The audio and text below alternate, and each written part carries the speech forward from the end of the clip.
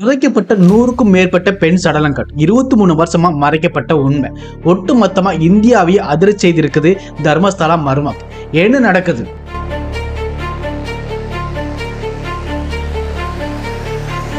June முதல் வாரத்துல கர்நாடக மாநில காவல்துறையில கொடுக்கப்பட்ட ஒரு புகார் தான் இன்னைக்கு கர்நாடக மாநிலத்தை தாண்டி ஒட்டுமொத்த இந்தியாவையே அதிர வச்சிருக்கு. அதுக்கான காரணம், கர்நாடக மாநிலத்திலே மிகவும் பிரபலமான கோயிலான தர்மஸ்தலா மஞ்சுநாதர் ஆலய வளாகத்துல 100க்கும் மேற்பட்ட பெண் சடலங்கள் புதைக்கப்பட்டிருக்கிறதாகவும், அப்படி புதைக்கப்பட்ட பெண் சடலங்கள் பாலியல் துன்புறுத்தலுக்கு ஆளாக்கப்பட்டு அதற்கு அடையாளமா எலும்பு துண்டுகளும் கொடுக்கப்பட்டதுதான் இன்னைக்கு கர்நாடக காவல்துறை மட்டுமல்ல இந்தியாவையே மிரள வச்சிருக்கு.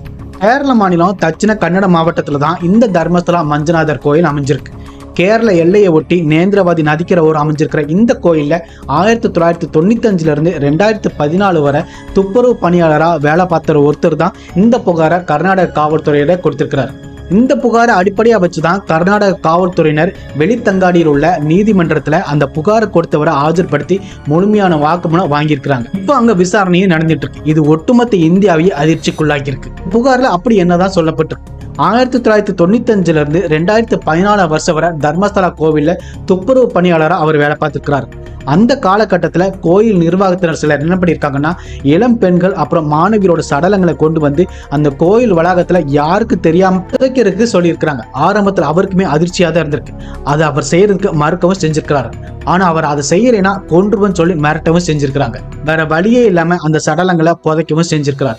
இப்படித்தான் பல பெண்களோட சடலங்களை அந்த கோயில் வளாகத்துல புதைச்சிருக்கிறார் சொல்லியிருக்கிறார். அதுலயும் அவர் என்ன சொல்லியிருக்கிறார்னா, சில சடலங்களை புதைச்சதை இப்பவுமே ஞாபகத்துல வச்சிருக்கிறார். அதுலயும் சில பெண் சடலங்கள்ல ஸ்கூல் ட்ரெஸ் போட்டு இருந்ததாகவும், சில பெண்கள் பாலியல் துன்புறுத்தலுக்கு ஆளாக்கப்பட்டதற்கான அடையாளங்கள் இருந்ததாகவும் அவர் சொல்லியிருக்கிறார். அது மட்டும் இல்லாம சில பெண்களோட முகத்துல ஆசிட் வீசி கொடூரமான முறையில சிதைக்கப்பட்டிருக்கிறதாகவும் அந்த புகார்ல அவர் தெரிவிச்சிருக்கிறார். சரி, 23 வருஷத்துக்கு முன்னாடி நடந்த ஒரு சம்பவத்தை இப்ப அவர் ஏன் புகார் கொடுக்கணும் அப்படிங்கிற கேள்வி எல்லாருக்குமே கேள்வி ஏறும். ஆனா அந்த காலகட்டத்துல இதை வெளியில யாருக்கு சொல்ல முடியாத அளவுக்கு தாம் மிரட்டப்பட்டதாகவும் அதனால பதுங்கி இருந்து வாழ்ந்ததாகவும் அவர் சொல்லியிருக்கிறார். அது மட்டும் இல்லாம தன்னோட மனசாட்சி தொடர்ந்து உறுத்திக்கிட்டே இருந்துச்சு, இதை வெளியில என்னால சொல்லாம இருக்கவே முடியல அப்படிங்கிறதுனாலதான் இந்த சமயத்துல அவர் வெளியில வந்து சொல்லியிருக்கிறாராம். இப்படி புகார் கொடுத்திருக்கிறவரு அந்த காலகட்டத்துல நடந்த சில சம்பவங்களையும் உதாரணமா குறிப்பிட்டவும் செஞ்சிருக்கிறார். 2010 நடந்த ஒரு சம்பவத்தை இப்ப வரைக்கும் அவர் மறக்கவே முடியலன்னு சொல்லியிருக்காரு. பழையேரியில உள்ள ஒரு பெட்ரோல் பங்க்ல இருந்து 500 மீட்டர் தொலைவுக்கு என்னை கூட்டிட்டு போனாங்க. அங்க 10 இருந்து 12 வயசு ஒரு பள்ளி சிறுமி பாலியல் துன்புறுத்தலுக்கு ஆளாக்கப்பட்ட அடையாளங்களோட அந்த சடலம் இருந்துச்சு. அதுக்கு பக்கத்திலேயே அந்த குழந்தையோட புஸ்தகமும் இருந்துச்சுன்னு சொல்லியிருக்கிறாரு. அந்த பையோட சேர்த்து அந்த குழந்தையும் குழி வெட்ட என்ன சொன்னாங்க. என்னால் அந்த சம்பவத்தை இப்ப வரைக்கும் என்னால் மறக்க முடியல அப்படிங்கிற மாதிரி சொல்லியிருக்கிறார். அது மட்டும் இல்லாம இன்னொரு சம்பவத்தையும் அந்த புகார்ல அவர் குறிப்பிட்டிருக்கிறார். இப்படி அந்த பெண்ணுக்கு 20 வயசு இருக்கும். அந்த பெண்ணோட முகத்தை முழுமையா ஆசிட்ல சிதைச்சு கொலை செஞ்சிருந்ததாகவும், அந்த பெண்ணோட சடலத்தை தன்னை புதைக்க அவங்க சொன்னதாகவும் சொல்லியிருக்கிறார். இப்படி பல உதாரணங்களையும் திடுக்கிடு தகவல்களையும் அவர் குறிப்பிட்டிருக்கிறார் அந்த புகார்ல. இதை வெளியில சொல்றது மூலமா என்னோட உயிருக்கு அச்சுறுத்தல் இருக்கு, இருந்தாலும் இதை என்னால வெளியே சொல்லாம இருக்க முடியல அப்படிங்கிற மாதிரி சொல்லியிருக்கிறார். என்னோட மனசாட்சி இத்தனை வருஷமா உறுத்திக்கிட்டே இருந்துச்சு, அதனாலதான் இந்த புகாரை கொடுத்ததாகவும் அவர் சொல்லியிருக்கிறார். இப்படி ஒரு புகாரை மஞ்சுநாதர் ஆலயத்தோட முன்னாள் ஊழியர் கொடுத்திருக்கிற சமயத்துல தான் பெங்களூரை சேர்ந்த சுஜாதா என்கிற 60 வயசு பெண் ஒரு பரபரப்பான தகவலையும் வெளியிட்டிருக்கிறாங்க. 2003 வருஷம் தர்மஸ்தலா கோவிலுக்கு போன என்னோட மகளை காணாம போனாங்க. உடனே காவல்துறைக்கு அது சம்பந்தமான புகாரும் கொடுத்தேன். ஆனா காவல்துறை அந்த புகாரை ஏத்துக்கவே இல்லை. அது மட்டும் இல்லாம தர்மஸ்தலா கோவில் நிர்வாகத்திட்டே இதை போய் கேட்ட அவங்களுமே முறையான பதிலே கொடுக்கல, என்னை அடிச்சு விரட்டிட்டாங்க அப்படின்னு சொல்லியிருக்காங்க. தன்னோட மகளோட மரண சம்பந்தமா வேறு எந்த குற்றச்சாட்டையும் சொல்லாத சுஜாதா என்ன சொல்லியிருக்காங்க அப்படின்னா, முன்னாள் ஊழியர் கொடுத்திருக்கிற புகார் படி அங்க இருக்கக்கூடிய சடலங்கள் தோண்டப்பட்டா என்னோட மகளோட சடலமும் இருக்கான்னு கண்டுபிடிச்சு கொடுங்க, நான் DNA சோதனைக்கு கூட தயாரா இருக்கேன் அப்படின்னு கண்ணீர் விட்டு சொல்லியிருக்கிறாங்க. இந்த நிலையில தான் நீதிமன்றத்தில் அவர் கொடுத்த ரகசிய வாக்கு கசியவும் செஞ்சிருக்கு. அதுக்கப்புறம் கர்நாடக மாநில அரசுக்கு பல்வேறு அழுத்தமும் வந்திருக்கு. அதுக்கப்புறம் தான் அந்த வழக்கை விசாரிக்க சிறப்பு புலனாய்வு குழுவை அமைக்கவும் செஞ்சிருக்கிறாங்க. DGP அந்தஸ்து உள்ள காவல் அதிகாரியான பிரணாப் முகந்தி இந்த சிறப்பு புலனாய்வு குழுவில் தலைமை வகிக்கிறார்.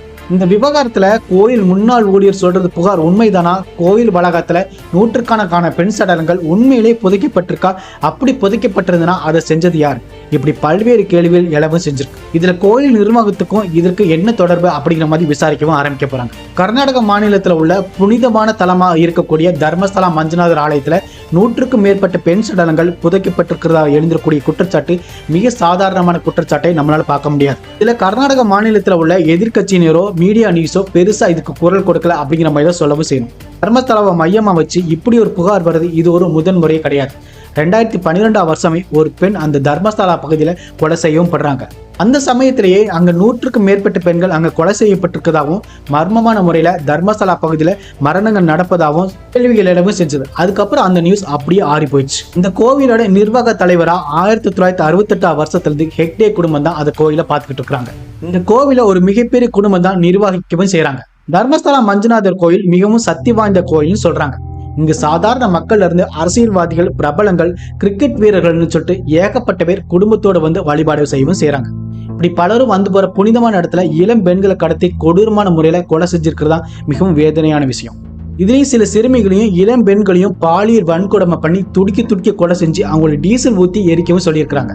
இதுல அவரே சொல்லியிருக்கிறார், நிறைய பெண்களோட சடலங்களை எரிச்சிருக்கிறதாகவும் சில பெண் சடலங்கள் நிர்வாணமா இருந்ததாகவும் சொல்லியிருக்கிறார். ஜூலை 16ஆம் தேதி தர்மஸ்தலாவில் உள்ள பெல்தங்கடி வட்டத்துல இருக்கக்கூடிய கோர்ட்டுக்கு ஒரு நபரை வழக்கறிஞர்கள் கூட்டு வராங்க. அதுல பாத்தீங்கன்னா அந்த நபரோட கை கால்கள் கூட தெரியாத அளவுக்கு உச்சந்தலையிலிருந்து உள்ளங்கால் வரைக்கும் கருப்பு நிற துணியால அவர் கவர் பண்ணி கொண்டு வந்தாங்க. அதுலயும் அவர் பாக்குறதுக்கு கண்களுக்கு மட்டும்தான் அந்த கவர்ல ஓப்பனிங் இருந்திருக்கு. வரும்போது சில போட்டோஸும் சில எலும்புகளும் அவர் கொண்டு வந்திருக்கிறார். சிவபெருமான் மஞ்சுநாதரா அருள்பாலிக்கிற இந்த கோயில இந்து வழக்குப்படி பூஜைகள் நடந்தாலுமே சமண மதத்தை சேர்ந்தவங்க தான் இந்த கோயிலை நிர்வாகம் பண்ணிட்டு இருக்காங்க. இந்த கோயில்ல ஒரு நாளைக்கு 10,000 பேருக்கு அன்னதானமும் கொடுக்குறாங்க. ஒரு தனியார் குடும்பத்துக்கு கீழே இருக்கிற இந்த கோயிலுக்கு ஒரு நாளைக்கு 10,000 பேருக்கு எப்படி இலவசமா உணவு வழங்குறாங்க. தமிழ்நாட்டில் உள்ள இந்து சமய அறநிலைத்துறை மாதிரி கர்நாடகாவில் கிடையாது. அங்க இருக்கிற கோயில்கள் எல்லாமே தனியார் நபர்களோட கட்டுப்பாட்டில் தான் இயங்கிக்கிட்டு இருக்கு. இப்படிதான் தர்மஸ்தலா கோயிலும் கூட. பெரிய பெரிய பணக்காரங்க, வெளிநாட்டுல உள்ளவங்க எல்லாருமே மாசம் பல கோடிகளை இந்த கோயிலுக்கு கொடுத்துட்டு இருக்காங்க. இந்த கோயிலுக்கு எப்போதுமே பொருளாதார நெருக்கடியும் வந்ததே கிடையாது. அதே போல கர்நாடக அரசுக்கு அதிக லாபம் கொடுக்கிற கோயிலாகவும் இந்த கோயில் இருக்குது. கொடூர சம்பவங்களில் ஈடுபட்ட இந்த கும்பலுக்கு வயது வித்தியாசம் இல்லாம எல்லா பெண்களையுமே டார்கெட்டா வச்சிருந்திருக்காங்க. அப்படித்தான் 2012ஆம் வருஷம் அக்டோபர் 9ஆம் தேதி வழக்கம் போல ஸ்கூலுக்கு போன 17 வயசான சௌஜன்யா அப்படிங்கிற மாணவி ரொம்ப நேரமாகியும் வீட்டுக்கு வரவே இல்லை. ரொம்ப நேரம் தேடி பார்த்துருக்காங்க, அவளை எங்கேயுமே கண்டுபிடிக்க முடியல. அதனால போலீஸ்ல போய் கம்ப்ளைண்ட் பண்ணியிருக்காங்க. அதுக்கப்புறம் வழக்கு பதிவு பண்ண போலீஸ்காரங்க சௌஜன்யாவை கண்டுபிடிக்க தேடுதல் வேட்டையும் ஆரம்பிக்கிறாங்க. அப்போதான் தர்மஸ்தலா மஞ்சுநாதர் கோயிலுக்கு பக்கத்திலே மாணவி ஒருத்தங்க ஸ்கூல் ட்ரெஸ்ல அரை நிர்வாணமா கிடக்கிறதா போலீஸ்க்கு தகவல் வந்திருக்கு. அப்போ சம்பவம் எடுத்துட்டு போன போலீஸ்காரங்க சடலமா கடந்தது வேற யாரும் இல்லை, சௌஜன்யா அப்படிங்கிற பொண்ணு தான். அதுக்கப்புறம் சடலத்தை மீட்டு போஸ்ட்மார்ட்டத்துக்கு அனுப்பி வச்ச சில மணி நேரத்திலேயே போஸ்ட்மார்ட்டம் ரிப்போர்ட் வந்திருக்கு. அதுல சௌஜன்யாவை கொடூரமான முறையில பாலியல் வன்கொடுமை பண்ணி வெறித்தனமா அடிச்சு கொலை பண்ணியிருக்கிறதா அந்த ரிப்போர்ட்ல வந்திருக்கு. கோயில் நிலத்திலேயே சௌஜன்யா பாலியல் வன்கொடுமை செய்யப்பட்டு சடலமா மீட்கப்பட்டதால கர்நாடகால இந்த கேஸ் பெரிய அளவுல மாறிச்சு. கர்நாடகாவில் பல இடங்கள்ல மக்கள் சௌஜன்யாவுக்கு நீதி கேட்டு போராட்டத்திலையும் குதிச்சாங்க. அதனால மாணவி சௌஜன்யாவை பாலியல் வன்கொடுமை பண்ணி கொலை பண்ணது யாருன்னு கண்டுபிடிக்க போலீஸ் தேடுதல் வேட்டையிலையும் இறங்கினாங்க. கடைசியா இந்த கேஸ் வேற மாதிரி மாறிச்சு. அதுல தர்மசாலாவில் யாசகம் எடுத்துக்கிட்டு இருந்தவர் தான் சௌஜன்யாவை பாலியல் வன்கொடுமை பண்ணி கொலை பண்ணதா போலீஸ் தரப்புல இருந்து குற்றச்சாட்டு வச்சாங்க. ஆனா அவர் தான் உண்மையான குற்றவாளிங்கிறதுக்கான எந்த ஒரு ஸ்ட்ராங்கான ஆதாரமும் போலீஸ் கிட்ட இல்லாததால யாசகம் எடுத்தவர் குற்றவாளி கிடையாதுன்னு சொல்லிட்டு நீதிமன்றம் தீர்ப்பளிக்கவும் செஞ்சது. சௌஜன்யாவை யார் அப்படி பண்ணினாங்க, சௌஜன்யாவுக்கு என்ன நடந்துச்சு அப்படிங்கிறது இப்ப வர புதிராக தான் இருந்திருக்கு. இளம் பெண்கள் மாணவிகளை கடத்தி பாலியல் வன்கொடுமை செஞ்சு கொலை செஞ்சிருக்காங்க. இதுல சந்தேகம் வராம இருக்கிறதுக்காக தான் தர்மஸ்தலா கோவில் நிலத்திலேயே புதைக்கவும் செஞ்சிருக்காங்க. கோர்ட்ல ஆஜரான நபர் 1995 இருந்து 2014 வரைக்கும் தர்மஸ்தலாவில் தூய்மை பணியாளரா வேலை பார்த்திருக்கிறார். அவருக்கு கொடுத்த அந்த 25 ரூபாய்ங்கிறது அந்த காலகட்டத்துல அவருக்கு ஒரு பெரிய வருமானமா இருந்திருக்கு. அவரோட அந்த குடும்ப வறுமைக்காக சடலங்களை புதைக்கிறதுக்கும் எரிக்கிறதுக்கும் அவர் ஒத்துக்கவும் செஞ்சிருக்கிறார். இப்படியே அடிக்கடி மாணவிகள், இளம் பெண்கள் சொல்லிட்டு 100க்கும் மேற்பட்ட சடலங்களை 25 ரூபாய் சம்பளத்துக்காக தர்மஸ்தலா நிலத்துல அவர் புதைக்கவும் செஞ்சிருக்கிறார். அதுவும் அந்த இரவு நேரத்துல நேத்ராவதி நதிக்கரை கிட்ட கார் வந்தாலே இன்னைக்கு ஒரு அசைன்மெண்ட் இருக்கு அப்படிங்கிற மாதிரி தூய்மை பணியாளருக்கு தெரிஞ்சிடும். கார்ல வர்றவங்க சடலங்களை கொடுத்து புதைக்க சொல்றது மட்டுமல்லாம எந்த சடலத்தை எங்க புதைக்கணும், எந்த திசையில தோண்டணும் அப்படிங்கிறது கூட சொல்லியிருக்காங்க. அதனால அவங்க சொன்ன மாதிரியே அந்த இடத்துல அவரும் புதைச்சிருக்கிறார். இதுல என்னன்னா அவருக்கு இளம் பெண்களும் மாணவிகளும் எப்படி உயிரிழந்தாங்க அப்படிங்கிறது அவருக்கு தெரியவும் செய்யாது. இந்த 25 ரூபாய் சம்பளத்துக்கு மட்டும்தான் 100க்கு அதிகமான சடலங்களை கோயில் நிலத்துல அவர் புதைக்கவும் செஞ்சிருக்கிறார். சில பெண்களை நிர்வாணமாகவும் பள்ளி மாணவிகளும் அவர் எரிச்சிருக்கிறார். இதுக்கு மத்தியில அவருக்கு வெளியூருக்கு போனப்பதான் கார்ல வர்றவங்க கிட்ட இருந்து அவருக்கு ஒரு போன் வந்திருக்கு.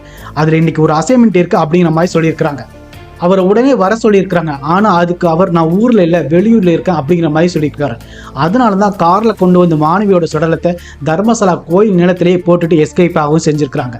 அந்த மாணவி வேறு யாருமே இல்லை, 2012 வருஷம் பாலியல் வன்கொடுமை செஞ்சு கொலை செய்யப்பட்ட 17 வயசான சௌஜன்யா தான். இதுக்கு நடுவில் தான் 2014 வருஷம் தர்மசாலாவில் அவர் வேலை பார்த்துட்டு இருந்தப்போ அவரோட குடும்பத்தை சேர்ந்த சிறுமியை பாலியல் வன்கொடுமை செஞ்சு கொலை பண்ணியிருக்காங்க. இப்பதான் அவருக்கே தெரிஞ்சிருக்கு அவரோட குடும்பத்து பொண்ணுன்னு சொல்லிட்டு. இந்த பெண்ணு பாலியல் வன்கொடுமை செஞ்சது மட்டும் இல்லாம அணுவா சித்திரவதை செஞ்சு கொலை பண்ணியிருக்காங்க. இப்பதான் அவருக்கே புரிஞ்சிருக்கு இப்படி ஒரு பாவத்தை இனிமே செய்யக்கூடாதுன்னு நினைச்சு யாருக்கிட்டையுமே சொல்லாம வெளியூருக்கு கிளம்பி போயிட்டார். இந்த விஷயங்கள்லாம் நடக்கும்போது அவருக்கு 28 வயசு, இப்ப 54 வயசு ஆகுது. பல வருஷமா தர்மசாலா விட்டு தலைமறைவா இருந்த அவர் இளம் பெண்கள் மாணவிகள்னு சொல்லிட்டு பல பேரோட உயிரிழப்புக்கு நம்மளும் ஒரு காரணமா இருந்துட்டோம்னு மன உளைச்சலையே பல வருஷமா இருந்திருக்கிறார். அதனாலதான் இப்ப அவர் போலீஸ்க்கு புகாரும் கொடுத்திருக்கிறார். இந்த மஞ்சுநாதர் கோயிலை நிர்வாகம் பண்ணிட்டு இருக்கிறவர் வீரேந்திர ஹெக்டே. 1948 இருந்து 1968 வருஷம் வரை இந்த கோயிலை ரத்னவர்மா ஹெக்டே அப்படிங்கிறவர் தான் நிர்வகிச்சுட்டு வந்திருக்கிறார். இவரோட மறைவுக்கு அப்புறம் தான் இவரோட மூத்த மகனான வீரேந்திர ஹெக்டே தன்னோட 20 வயசுலேயே கோயிலோட மொத்த பொறுப்பையும் எடுத்துக்கிட்டார். வீரேந்திர ஹெக்டேவுக்கு எல்லா கட்சிகளும் இருந்துமே நெருங்கிய நண்பர்களா இருந்திருக்கிறாங்க. அதனால வீரேந்திர ஹெக்டேவுக்கு ஒரு மிகப்பெரிய சாம்ராஜ்யத்தையே கர்நாடகாவில் நடத்திட்டு வர்றார். அவரோட குடும்பத்தினர் பேர்ல தான் ஏகப்பட்ட கல்வி நிறுவனங்கள், மருத்துவமனைகள், முதியோர் இல்லைன்னு சொல்லிட்டு நிறைய செயல்பட்டுக்கிட்டே இருக்கு. 2003 வருஷம் மணிப்பால் மெடிக்கல் காலேஜ்ல படிச்சுட்டு இருந்தவங்க தான் அனன்யாங்கிற மாணவி ஃப்ரெண்ட்ஸோட தர்மசாலாவுக்கு வந்திருக்காங்க. அப்போ திடீர்னு அனன்யா மட்டும் காணாம போயிட்டாங்க. இதை பத்தி அனன்யாவோட ஃப்ரெண்ட்ஸ் கிட்ட அவங்களோட அம்மாவான சுஜாதா விசாரிக்கவும் செஞ்சிருக்காங்க. அனன்யாவை பல இடங்கள்ல அவரோட அம்மா தேடி இருக்கிறாங்க.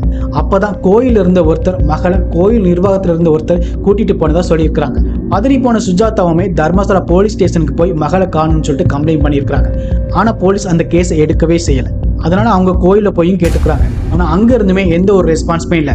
அதனால சுஜாதா அந்த கோயில் வாசலிலேயே உட்கார்ந்துருக்காங்க. சில பேர் அனன்யா பத்தி எங்களுக்கு தெரியும்னு சொல்லி அவங்கள ஒரு ரூமுக்கு கூட்டிட்டு போய் அவரை அடிக்கவும் செஞ்சிருக்காங்க. அவங்களோட தலையில பலமா தாக்கவும் செஞ்சிருக்காங்க. இதுல சுஜாதா 3 மாசமா கோமாவளி இருந்திருக்காங்க. அதுக்கப்புறம் நினைவு திரும்பின சுஜாதா திரும்பவும் தர்மசாலா போய் தன்னோட மகளை தேடவும் செஞ்சிருக்காங்க. இவங்க தான் இப்போ தன்னோட மகனும் இங்க புதைக்கப்பட்டிருக்கலாம் அப்படிங்கிற மாதிரி புகாரும் கொடுத்திருக்காங்க. சம்பவத்துக்கும் கோயில் நிர்வாகத்துக்கும் என்ன சம்பந்தங்கிறது எல்லா கேள்விகளுக்கும் விடை கிடைக்கிறதோட இன்னும் பல மர்ம முடிச்சுகளும் இன்னும் வெளியே வர வாய்ப்பு இருக்கு. 1985 வருஷத்துல இருந்து இப்ப வரைக்கும் கர்நாடகாவில் இது வரைக்கும் 4000 சிறுமிகள், இளம் பெண்கள் காணாமல் போயிருக்கிறதாகவும் சொல்லவும் படுது. இப்படி 100க்கும் மேற்பட்ட பெண்களை அந்த கோயில் நிர்வாகத்துல வேலை செஞ்ச ஒருத்தர் புதைச்சிருக்கிறார். இவர் மட்டும்தான் வேலை செஞ்சாரா, இதுக்கு மேல வேற யாரும் வேலை செஞ்சாரா அப்படிங்கிறது விசாரிச்சா மட்டும்தான் தெரியும் செய்யும்.